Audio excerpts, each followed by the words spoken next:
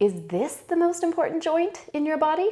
I love talking about the ribcage. I love talking about the pelvis. But there is a pretty convincing argument that this is the most important joint in your body. And this goes way beyond your musculoskeletal system. This has repercussions for your mental health and cognitive abilities, for your lymphatics, cardiovascular system, immune system, diabetes, blood glucose regulation. It affects breathing, core, posture, pelvic floor, your shoulder, pretty much every system in your body. So let's dive in.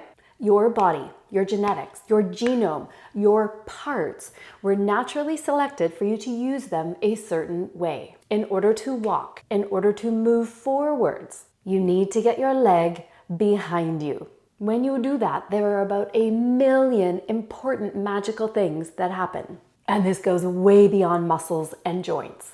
If you do not have the prerequisite extension, you will not be able to get your leg behind you. You will either shorten your stride, or because your body is a problem solver, you will avoid it, move away from it, twist, wiggle, shift, and those million things are not going to happen. Here are some of the consequences. Firstly, for your hip, if you don't get your leg behind you, you're not going to use the stuff back there. Pancake bum, no glute strength, tight hamstrings, posterior chain is disconnected. Your biggest, most powerful muscles are back there. You want to maximize them. Tight hip flexors, anyone? If you take 10,000 steps a day, getting your leg behind you, that is 10,000 mini hip flexor stretches. You're going to have tight calves because again, that is 10,000 mini calf stretches. Your foot core.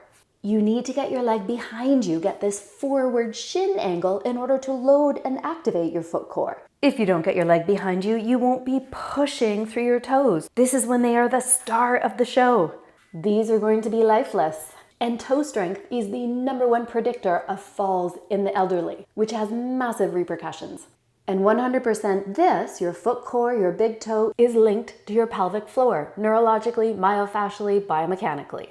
Your ankle is going to get stiff, your hip is going to lose extension and internal rotation. Check out the Z angle for the connection between your hip, ankle, and big toe. Ribcage mobility. This is about athletic separation. The more you get that leg behind you, the more your ribcage is mobilized when you move. And as soon as we start talking about the ribcage, now we are affecting core, breathing, posture, autonomics, your shoulder, abdominal wall innervation. If you're not getting your foot behind you, I bet you have a pretty stiff ribcage. Knee pain. I have a handful of patients where when they come in with their knee pain, all I do is wiggle their big toe, get it moving again, and the knee pain goes away. And that's because if you can't move through your big toe, there's a pretty good chance you're going to escape to the side and move through your knee. Now let's look at neurodynamics. There's a massive amount of nerve mobility that happens when you have sufficient stride length. You do not want to live in a small bubble. And then there's calming your nervous system. You need that optic flow of things going past you. That wonderful alternation you get from sufficient stride length calms your nervous system. If you're just doing short little stride lengths, you're not going to get that. Then we start to see anxiety and stress level up. And we know movement is a pump. You need this for your lymphatics, you need it for your immune system.